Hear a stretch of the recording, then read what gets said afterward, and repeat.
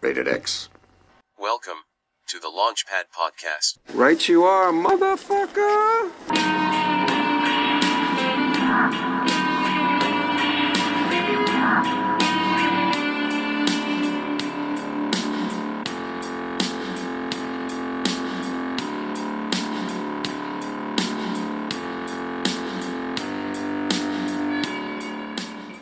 Welcome to the Launchpad. Today on this album review podcast, we are going to be talking about Robert Johnson and the complete recording sessions. Now, Robert Johnson has been widely known as a more mysterious character in music because a lot of his backstory is highly debated. There's a lot of missing information. I'm just sorting out some of the most commonly accepted details to give you a little background about him, and then we're just going to touch on a few notes about the album itself, some things that stuck out to me, and we'll take it from there. Robert Johnson was born in Mississippi on May 8th, 1911, to Julia and Noah Johnson. Robert spent his childhood growing up in Memphis without knowing his biological father, and it was in Memphis that he acquired his love for and knowledge of the blues. Once Julia informed Robert about his biological father, Robert adopted the surname Johnson, using it on the certificate of his marriage to a 16-year-old Virginia Travis in 1929. Virginia died in childbirth shortly after the marriage, and Robert Johnson made his way to Arkansas. Around this time, the blues musician Son House moved to Robbinsville, Arkansas. House remembered Johnson as a little boy who was a competent harmonica player, but an embarrassingly bad guitarist. Soon after, Johnson left Robinsonville for the area around Martinsville, close to his birthplace. And a lot of people suspect around this time he began searching for his natural father. It was here that he perfected the guitar style of House and learned other styles from Ike Zimmerman. Johnson and Ike Zimmerman would practice in a graveyard at night because it was quiet and no one would disturb them. Zimmerman was rumored by the locals to have learned supernaturally to play guitar by visiting graveyards at midnight, which may have inspired the legend of Robert selling his soul to the devil to get his guitar skills. But according to that legend, a young Johnson had a tremendous desire to become a great blues musician. Johnson took his guitar to a crossroad near Dockery Plantation at midnight. There he was met by the devil, who took the guitar and tuned it. The devil played a few songs and then returned the guitar to Johnson, giving him mastery of the instrument. In exchange for his soul, Johnson was able to create the blues for which he became famous. Surviving relatives of Johnson's wife told the blues researcher Mac McCormick that his wife's death was a divine punishment for Robert's decision to sing secular songs, known back then as selling your soul to the devil. Johnson himself accepted the phrase as a description of his resolve to abandon the settled life of a husband and farmer to become a full-time blues musician. So when Johnson next appeared in Robinsonville, he seemed to have miraculously acquired a guitar technique which further propelled the myth.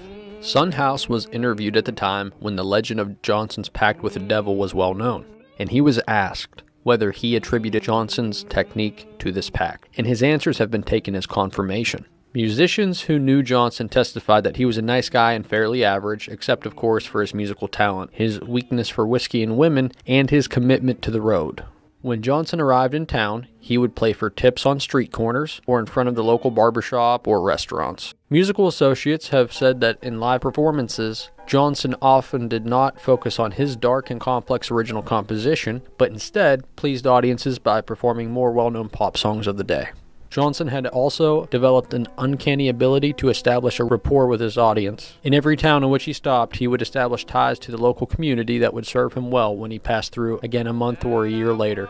In the last year of his life, Johnson traveled to St. Louis, Chicago, Detroit, and New York City playing gigs.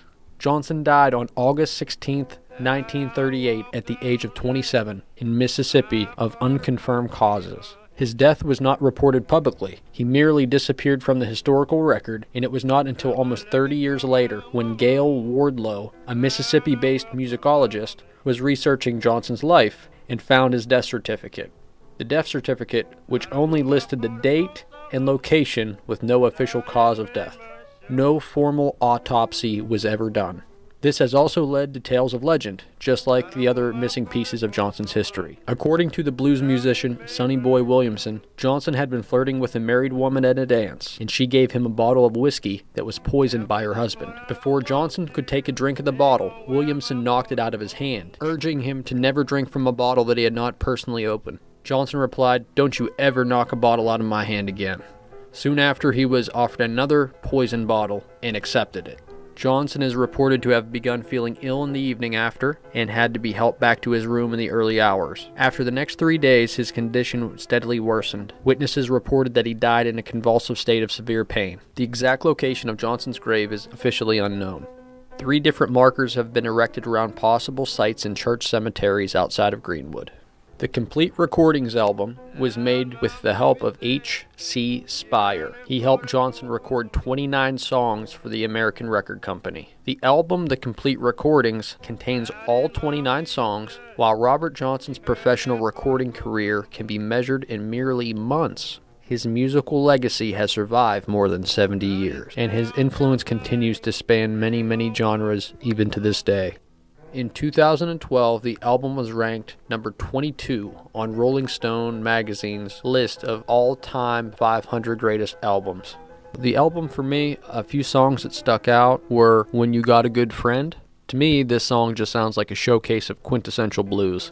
The strumming guitar pops with rhythm, and it really gives you that old school 30s blues feel. Another track that really stuck out was Ramblin' on My Mind. Really just makes me think that I'm back in Memphis or, some of the places he was playing. And I can only imagine, what it was like to see him live back in the day, playing songs like this that up until this point nobody was doing. I mean, there were people out there definitely making blues, but in terms of the way he was doing it, the technical style he was using, he was totally a pioneer, and I can only imagine what it was like seeing him back in the day.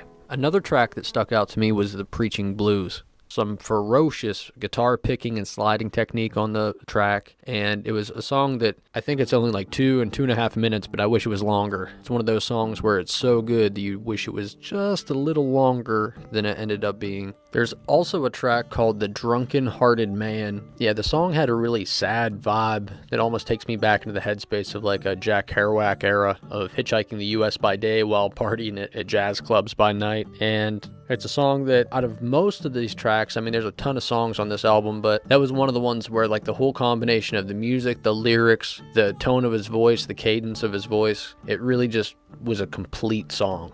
It just made me feel like, without a doubt, like every element of this is top notch. And then lastly, my favorite song off the album was Love in Vain. This track, one of the reasons my favorites is, I think lyrically, it seems to be the most open song on the album. It seems to really tell a personal story, and all the songs, when I listened to them, I read the lyrics, and I think this one, while it is, not overly complicated, it does have simplicity. It's very, very effective, and just from the way he sings, once again, I think it really conveys a personal tone, personal message.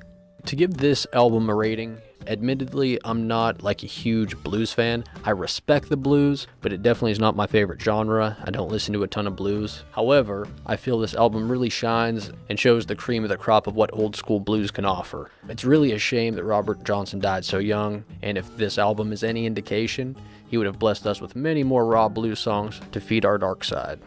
So overall, I'm going to say this one's about an 8.5 out of 10 for me, and it's something that if you're curious about the blues or like old school music or the legend of Robert Johnson, it's definitely worth a look.